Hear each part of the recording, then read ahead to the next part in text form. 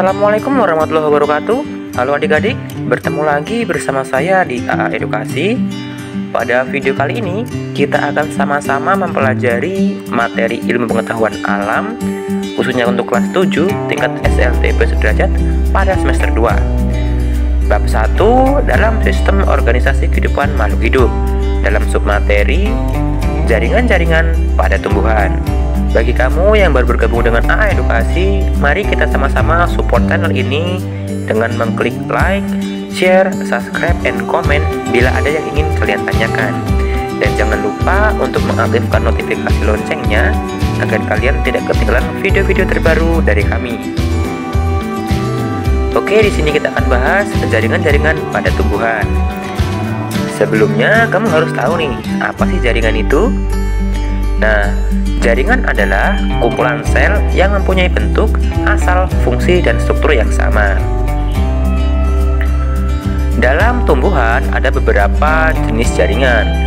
Yang pertama ada jaringan meristem, yang kedua jaringan penyokong, yang ketiga jaringan dasar, yang keempat jaringan pengangkut, dan yang terakhir jaringan pelindung. Yang pertama kita bahas jaringan meristem. Jaringan meristem merupakan jaringan yang sel-selnya aktif membelah diri. Berdasarkan lokasinya, jaringan meristem terdiri dari 3 macam, yaitu jaringan apikal atau ujung, jaringan lateral atau samping, dan jaringan interkalar atau ruas. Yang kedua ada jaringan penyokong. Jaringan penyokong yaitu jaringan yang berfungsi sebagai penguat atau penyokong tumbuhan. Contoh dari jaringan penyokong adalah jaringan kolenkim dan sklerenkim. Kita bahas jaringan kolenkim. Jaringan kolenkim adalah jaringan hidup sebagai penyokong dalam organel muda. Bentuknya prisma pendek atau bulat memanjang, bersifat plastis dan tersusun atas sel-sel hidup dan protoplasma yang aktif, serta sel kolenkim dapat mengandung kloroplas. Fungsi dari jaringan kolenkim yaitu untuk memperkuat, menunjang atau menyokong organ muda yang sedang tumbuh maupun pada herba agar dapat berdiri dengan kokoh dan kuat. Ciri-ciri dari jaringan kolenkim yaitu yang pertama, sel-selnya hidup dengan protoplasma aktif, bentuk sel sedikit memanjang. Yang kedua, umumnya memiliki dinding dengan penebalan tidak teratur. Yang ketiga, tidak memiliki dinding sel sekunder, tetapi memiliki dinding primer yang lebih tebal daripada sel-sel parenkim. Yang keempat, lunak, lentur, dan tidak berlignin. Yang kelima, isi sel dapat mengandung kloroplas. Makin sederhana diferensiasinya, semakin banyak kloroplasnya, sehingga menyerupai parenkim, juga dapat mengandung tanin. Struktur dari jaringan kolenkim yaitu ukuran dan bentuknya beragam, dapat berupa prisma pendek atau bulat panjang seperti serat dengan ujung meruncing, dan ada bentuk peralihan dari kedua bentuk tersebut. Susunan sel kolenkim yaitu dinding kolenkim terutama terdiri atas selulosa dan senyawa berpektin dan mengandung banyak air. Bahan segar dinding kolenkim mengandung air sekitar 67%. Van pada tahun 1982 menyebutkan, menurut Roy Lowson, dinding sel kolenkim mengandung pektin 45%, hemiselulosa 35%, dan selulosa sekitar 20%.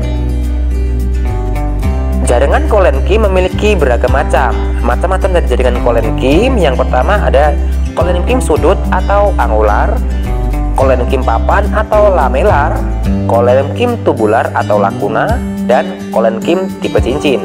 Yang kedua, kita bahas jaringan sklerenkim. Jaringan sklerenkim adalah jaringan penyokong yang dapat dijumpai pada organ tumbuhan yang tidak lagi mengalami pertumbuhan dan perkembangannya atau pada tumbuhan yang telah dewasa.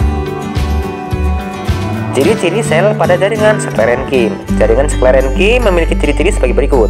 Sel-selnya telah mati dengan dinding sel yang tebal. Yang kedua, dinding sekunder yang tebal umumnya terdiri dari zat lignin. Yang ketiga, bersifat kenyal, pada umumnya tidak lagi mengandung kloroplas. Yang keempat, sel-selnya lebih kaku daripada kolenkim.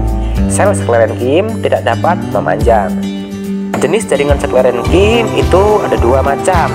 Yang pertama, serat-serat sklerenkim atau fibers. Serat-serat sklerenkim ini terbagi menjadi dua bentuk. Yang pertama, serat di luar silem atau ekstrasilari. Yang kedua, ada serat silem atau silari. Yang kedua, ada sel-sel batu atau sklereid.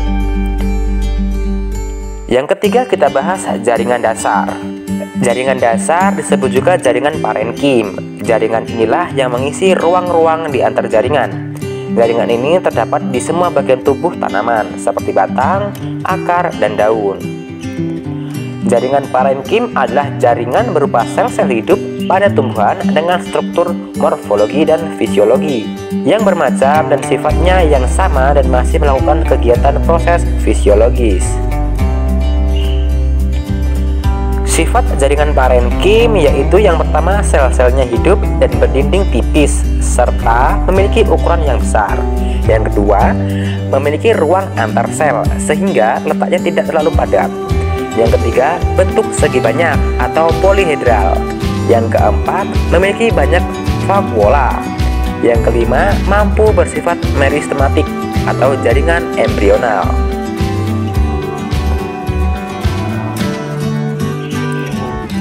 Ciri-ciri dari jaringan parenkim adalah sebagai berikut.